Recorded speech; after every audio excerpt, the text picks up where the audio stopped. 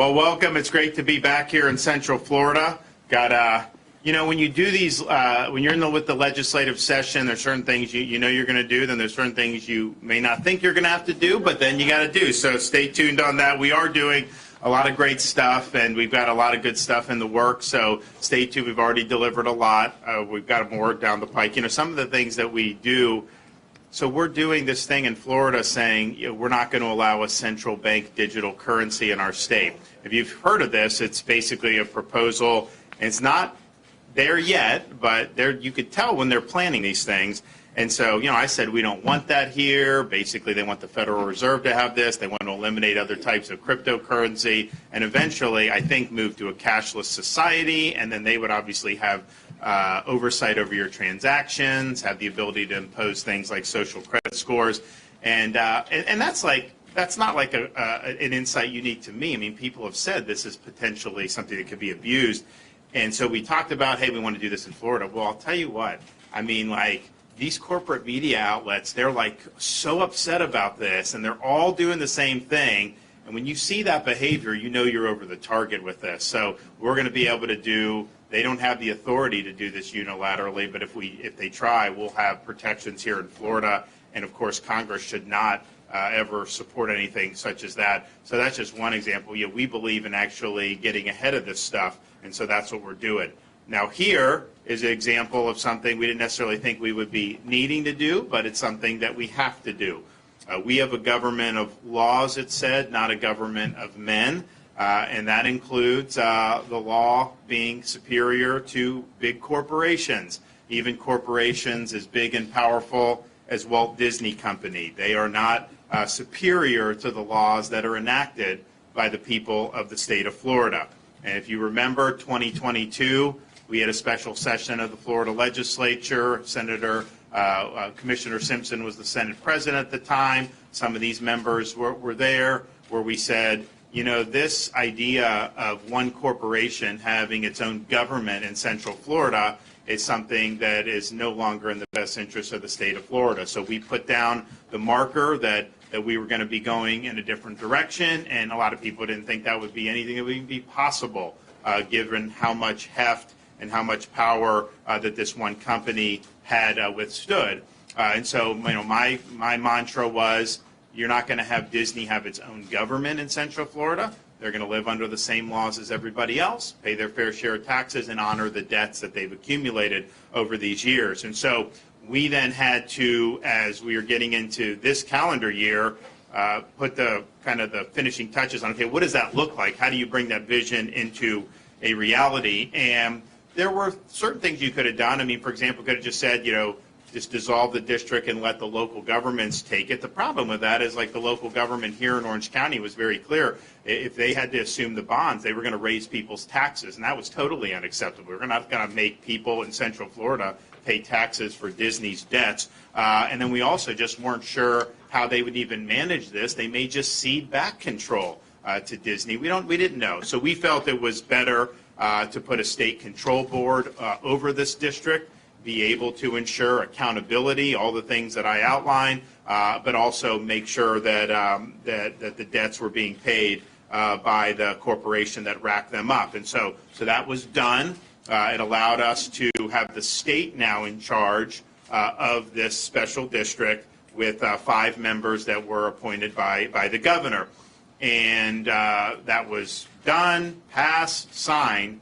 While that was happening, Disney did basically special deals to circumvent that whole process. And so they controlled the board. So it's basically like a legal fiction. They negotiated with themselves to give themselves the ability to maintain their self-governing status. Now, that's in direct defiance of the will of the people of Florida. I mean, we started on this course in 2022. This was an issue in the election, both for the legislature and for governor in this area. I was very clear where I stood. We were criticized for taking that position. We were criticized by the media, who always said self-government was bad for Disney. They always opposed it. Then, because I was the one that took it out, then they switched and they said that we should support Disney. But that's just their partisanship. But the reality is, this was something that was litigated. This is something that the voters understood. And not only did the legislature come back in ways that vindicated our position, we won big. And, we did better in Central Florida, Republicans done in a long time, including areas that have a lot of employees of Disney, like Osceola County. So the reality is, clearly that's the direction we were going to go. No more self-government, and they just didn't care. I mean, they thought that they could create some type of development agreements that would essentially render everything that we did null and void and put them in control in perpetuity for this. Well, that's not going to work. That's not going to fly. Now, the agreements themselves have a plethora of legal infirmities that render them void anyways. And I think that the board, our state board that meets again on Wednesday, I think that they will find as such, and I fully expect them to take the board out of those agreements. However, even if that weren't the case, Chapter 163, Section 3241 of Florida statutes provides the legislature with the authority to revoke development agreements in this exact type of instance. And so I've worked with both leaders of the House and Senate. There is a bill that will be put out in the Florida legislature that will make sure that the agreements purported to be entered into by Disney are revoked, and the people's will is established and is upheld. And that is something that's very important.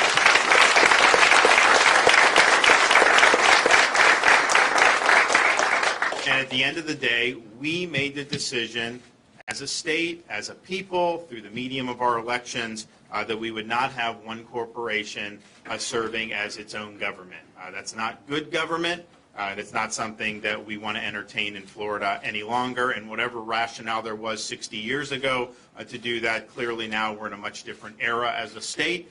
We've got a lot of competitors that are treated differently, a lot of businesses and individuals treated differently, so we don't want to do that. So we want to make sure that Disney lives under the same laws as everybody else. And some of that has already been underway. Once the state board took over, we began mobilizing state agencies to ensure that Disney's following the same rules. Building inspection, safety, all these other things that they were exempt from when everybody else has to follow. Now, if these are not good laws, then everyone should be exempt. You shouldn't just say one corporation should be exempt. So that's already been done. We're also working with the legislature. We expect the legislature to provide a legislative amendment, a provision. This monorail is exempt. They exempted the monorail from any safety standards or inspections, so they're going to go and make sure that the monorail is subject to oversight, just like everything else would be in the state of Florida. And Commissioner Simpson will talk a little bit more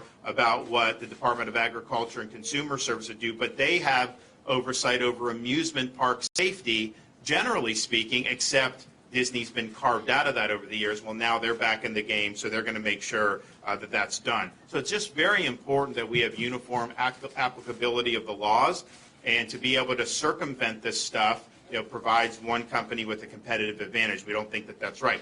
We also, so the board is going to meet on Wednesday, and we anticipate that they will be tackling a lot of other issues to ensure that our vision is upheld with respect to this district. One of the things they tried to do was put restrictive covenants on the land that the district owns. So if you look at this whole special district, Walt Disney Corporation obviously owns a lot of it, but the district owns other land. And, quite frankly, I wasn't even thinking about that land. This was not something that was really important one way or another. We just wanted them to live under the same rules, pay the debt, pay the taxes, all that stuff. Oh, but come to think of it, now people are like, well, what should we do with this land? And so, it's like, okay, people have said, maybe have maybe create a state park, maybe try to do more amusement parks.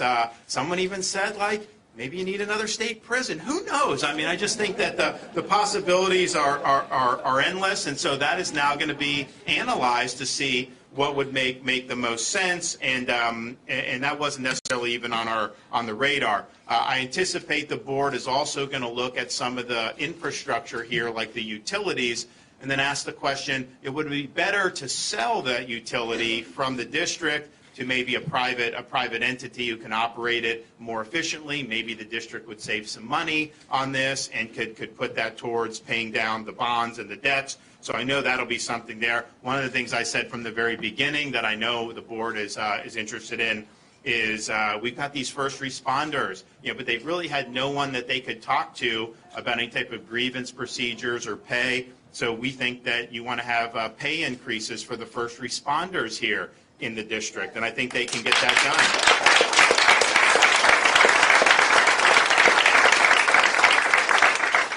done. Also, one of the things that was so frustrating for people over the last few years was, Disney clung to forcing these young kids to wear masks forever. And so I think that the district would be within its right to say that, anyone who's a patron of any business in this district has a right to do it mask-free. You should not be required to do masks or any type of these medical authoritarian policies.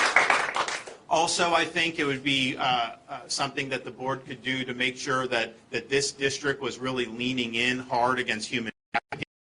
There have been bills in the legislature, and I've signed legislation as governor. What would happen, though, is those bills, as they were going through the process, would sometimes get watered down, largely due to the lobbying heft of Disney, not wanting to have warnings and hotels and stuff. I think it's important that we lean in as hard against this as we can. And so I think they're going to we're actually doing more in the legislature. I know the legislature is working on some stuff, which hopefully I'll be able to sign. I really look forward to doing that. But we just have to make it very clear as a state, of course, but then here within this district, that really there's zero tolerance for human trafficking.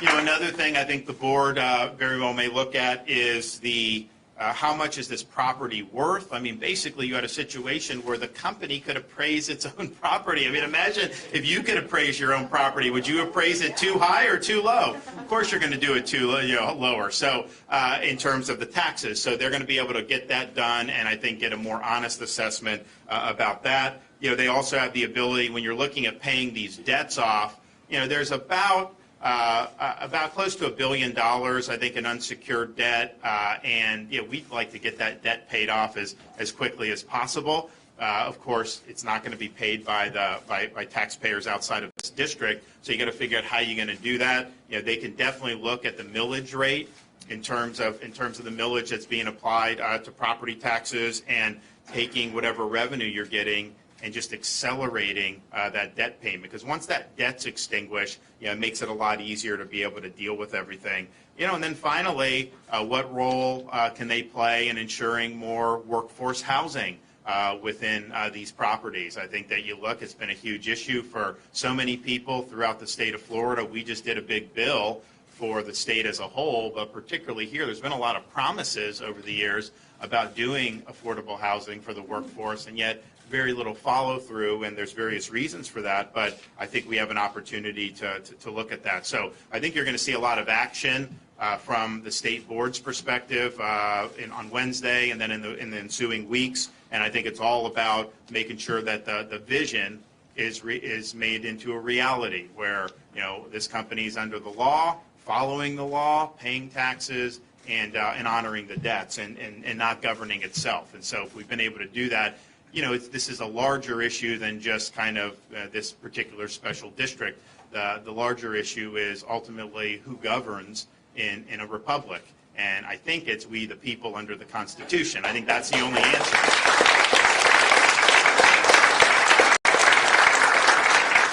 And when you have entities that kind of step out of that and put themselves above it, I don't think it's healthy, period. And so this is very, very important.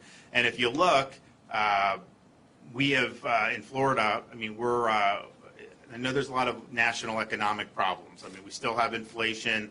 You've got a lot of turmoil potentially on the horizon. But if you look what we've been able to do at the state level, we've gotten the big issues right. I mean, obviously having the state open during COVID, they weren't even allowed to operate in California for like a year. Are you kidding me? And they were operating here. They actually opened way later than we said get in, like, you know, and they wanted to wait a little longer even in Florida. But I mean, we were very happy to have people up and running. And if you look at our unemployment rate, close to an all-time low, much lower than the nation as a whole, our GDP growth faster than any other big state. We're the fastest growing state, #1 for net in-migration, second lowest per capita state tax burden in America, second lowest per capita state debt burden in America. And in our budget that we're going to do this year, I think we did $1.2 billion in tax relief last year. That was a Florida record.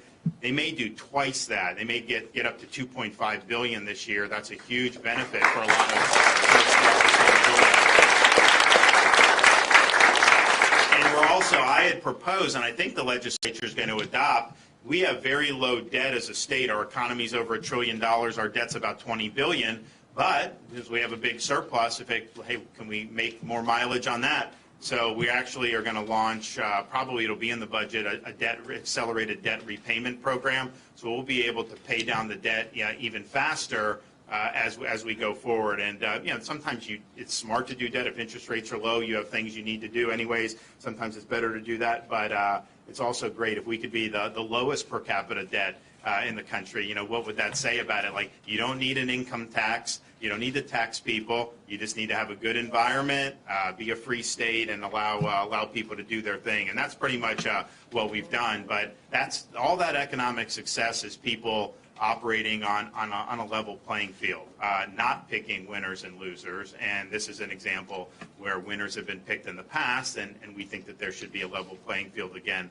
going forward. So I want to thank the legislature for their quick attention to this matter. You know, when this was first reported, there was a lot of misinformation put out there. We understood that, but we also wanted to make sure we were working with them very tightly, and that we were being able to have appropriate legislative response in addition to the response that the control board would do. So now we're going to hear from some other folks. So Senator or Commissioner Simpson, you're up.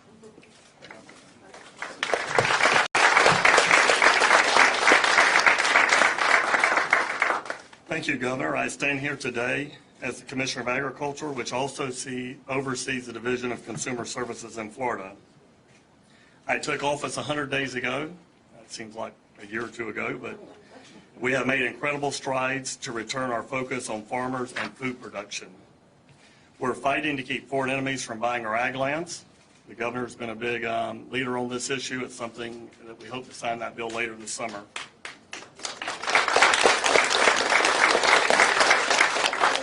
We are building on our wildlife corridors through the Rural and Family Lands program to keep land in the hands of farmers rather than developers. We are keeping taxes low for farmers so they are not priced out of food production. Living in the free state of Florida starts with living, and you cannot live without farmers and food. But this office does a whole lot more than just fight for our farmers. We also have a significant role in protecting consumers, and I stand here today in support of this legislation that will allow my department to conduct inspections when someone is seriously injured on an amusement ride. Thankfully, it doesn't happen that often in Florida, but when it does, we have a duty to inspect and decide whether a ride can safely reopen. We do that across the board for amusement rides everywhere except large theme parks. Where a person is injured should not determine how the state responds. Everyone should have to play by the same rules. This change proposed by the legislature and the governor makes sense. As a businessman and a farmer, I have endured meaningless bureaucracy and unnecessary government interference. Fighting back is one of the reasons I ran for office. But there is a legitimate role for government in public safety and security. I believe this proposal strikes that important balance. To the governor, the legislature, and the consumers of Florida, we can handle this assignment, and we're ready to take up this task, Governor. Thank you.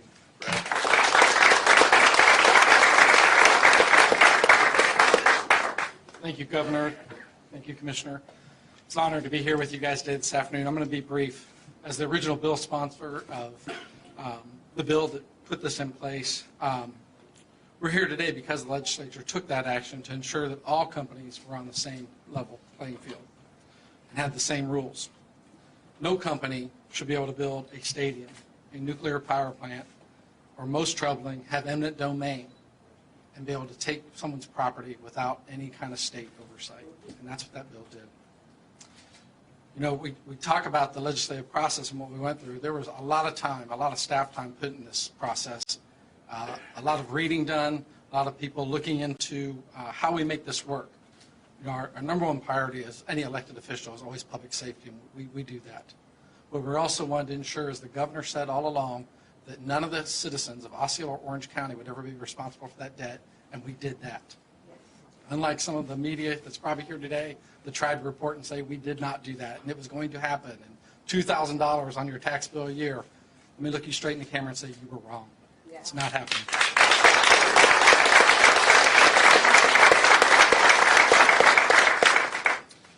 You know, Disney went ahead and tried to thwart those legislative efforts, and as the governor said, we're not going to stand for it. As he said, we're a country and a state guided by the rule of law. Trying to pass an 11-hour deal in the middle of the night, Disney acted in only their favor and not of the people. The legislature is appalled by this action and what they have done. And you're going to hear in just a little bit in the days to come the action we're going to take to keep anything further from happening. Thank you all.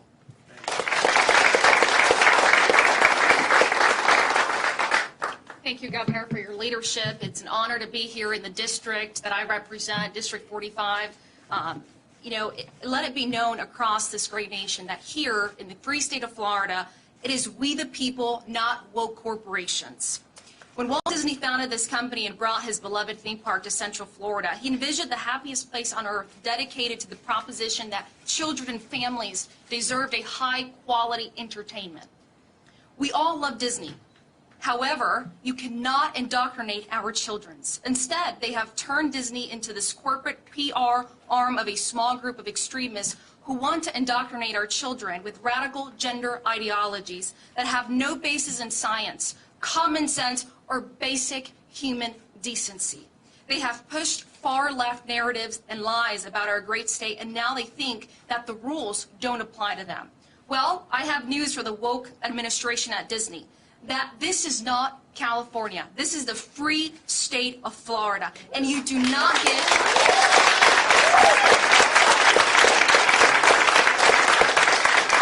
And in Florida, you do not get to indoctrinate our kids or write your own rules. Under the governor's leadership, Florida has the best economy in the country. Unlike cities like Los Angeles and San Francisco, when people come here, they thrive. In fact, 3 of the 5 cities with the lowest unemployment rates in the nation are right here in Florida. The reason for that is simple. Florida is a destination for human flourishing because we treat all corporations equally, and Disney is no exception.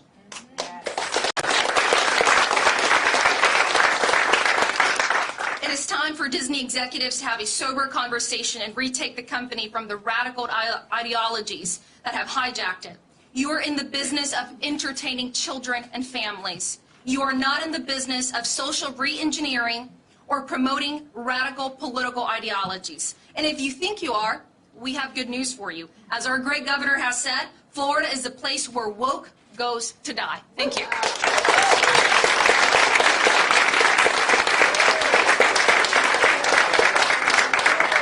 I don't know how I'm going to follow that.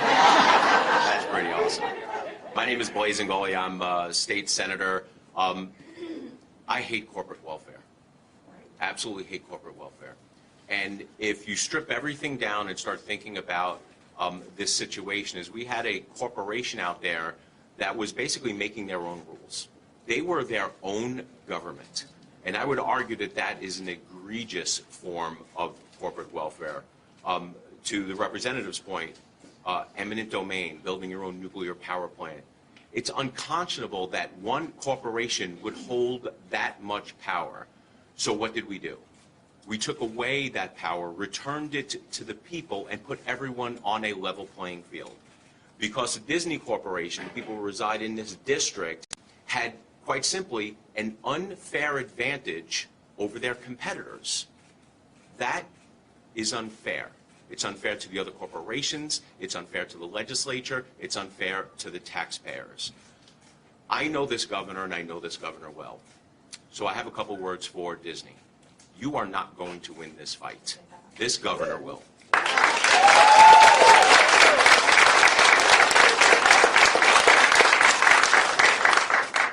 And one word of advice to Disney Corporation going forward: just let it go. Let it go. That's it. Thank you, Governor.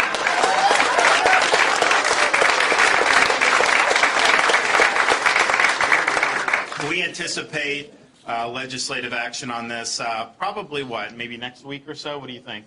Probably next week. So it's good, and I think the board will also just say that there's legal problems and we'll get out of the agreement. But when you have a statutory scheme that contemplates something like this and the legislature is speaking, that really is I think a strong 1-2 punch, and it just shows that we're going to continue to go with the rule of law, and we're not going to allow self-governing for any one big corporation. And look,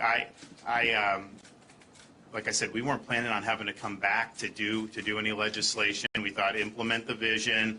You're basically on a level playing field. Yes, a lot of goodies are removed, but it is what it is. And so, here we are, and we're just going to have to